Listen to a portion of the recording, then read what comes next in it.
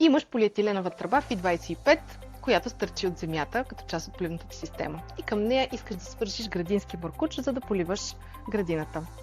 Ето как става бързо и лесно. Ще използваме мъжко коляно Елизе FI25 към 3/4, кран на 3/4, женска бърза връзка за маркуч и градински маркуч на 3/4. Започваме от стърчащата полиетиленова тръба. След като трасето върви под земята, използвай Елизе коляно FI25 на 3/4, за да насочиш тръбата нагоре. Постави коляното на тръбата. То прави прехода от полиетиленовата тръба към резпова връзка на 3/4. Към коляното зави кран женски-мъжки на 3/4. С него ще можеш лесно да пускаш, спираш или регулираш водния поток към маркуча.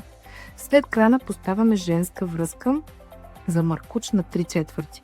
Тя подготвя връзката за бързо включване на маркуча.